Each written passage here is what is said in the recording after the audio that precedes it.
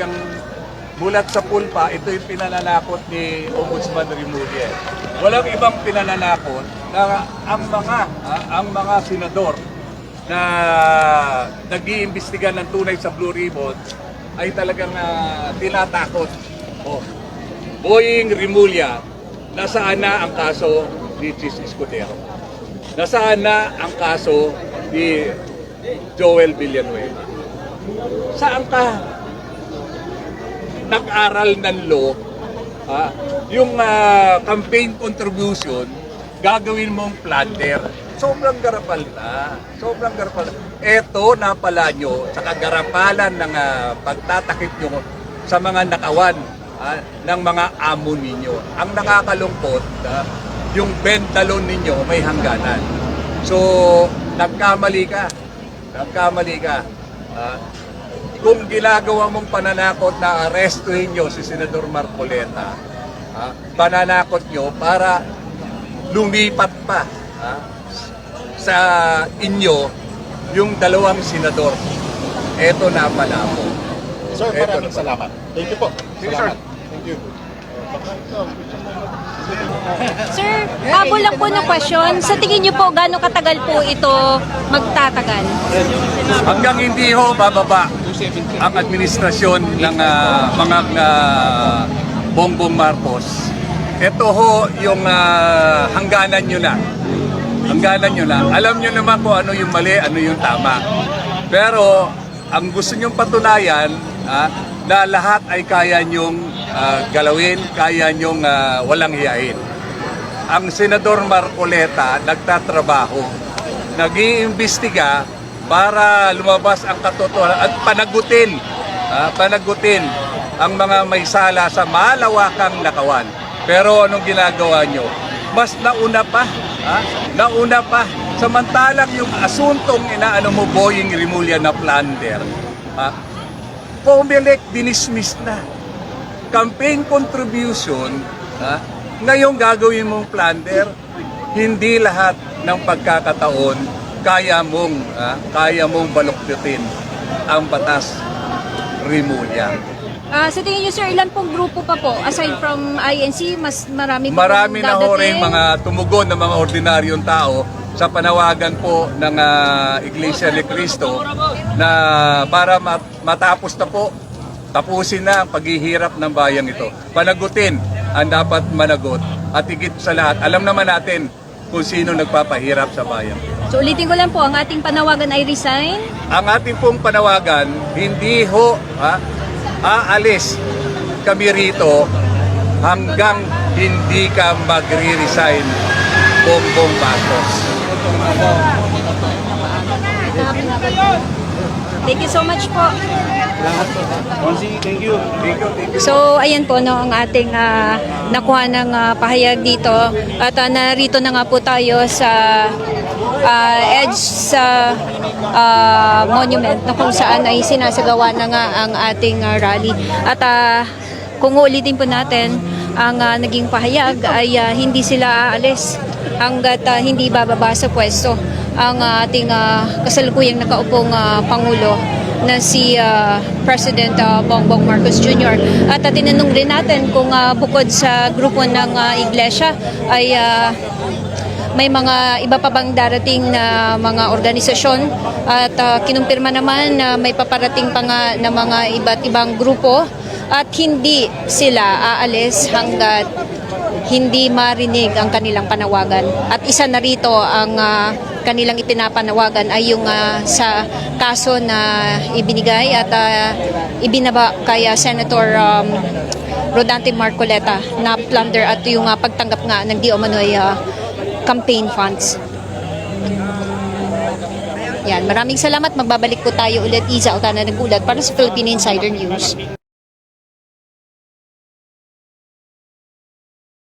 Talagang bulat sa pulpa, ito yung pinananakot ni Ombudsman Remulla. Walang ibang pinananakot na ang mga senador na nag-iimbestiga ng tunay sa Blue Ribbon ay talagang tinatakot. Oh, Boying Remulla, nasaan na ang kaso ni Chis Escudero? Nasaan na ang kaso ni Joel Villanueva. Saan ka nag-aral ng law? Yung campaign contribution, gagawin mong plunder. Sobrang garapal na. Sobrang garapal. Eto, napala nyo sa kagarapalan ng pagtatakip nyo sa mga nakawan ng mga amo ninyo. Ang nakakalungkot, yung bentalon ninyo may hangganan. So, nagkamali ka. Nagkamali ka. Kung ginagawa mong pananakot na arestuhin nyo si Senador Marcoleta, pananakot nyo para lumipat pa sa inyo yung dalawang senador. Eto na pala po. Sir, Eto maraming na. salamat. Thank you po. Sige, Salamat. Thank you. Pwede pang humagot. Sir, Ay, sir, kunin ko lang yung number. number? Sir, habol lang po ng question. Sa tingin niyo po, gaano katagal po ito magtatagal? Hanggang hindi ho bababa ang administrasyon ng mga Bongbong Marcos. Ito ho yung hangganan nyo na. Hangganan nyo na. Alam nyo naman kung ano yung mali, ano yung tama. Pero ang gusto nyong patunayan na lahat ay kaya nyong galawin, kaya nyong walang hiyain.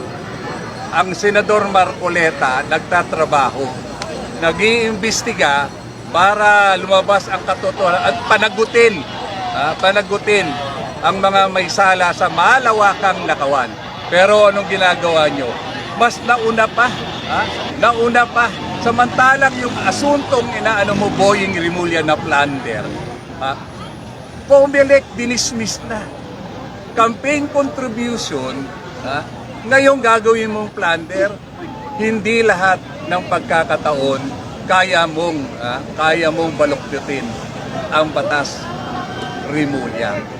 Sa tingin niyo, sir, ilan pong grupo pa po? Aside from INC, mas marami po Marami na ho rin dadating? mga tumugon ng mga ordinaryong tao sa panawagan po ng Iglesia ni Cristo na para matapos na po, tapusin na ang paghihirap ng bayang ito. Panagutin ang dapat managot at higit sa lahat, alam naman natin kung sino nagpapahirap sa bayan. So ulitin ko lang po, ang ating panawagan ay resign.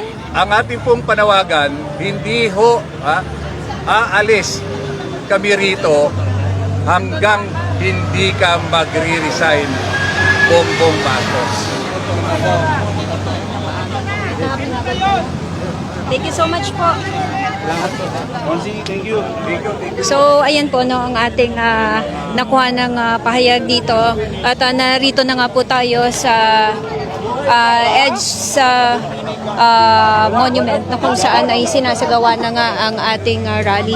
At kung ulitin po natin, ang naging pahayag ay hindi sila aalis hanggat hindi bababa sa pwesto ang ating kasalukuyang nakaupong Pangulo na si President Bongbong Marcos Jr.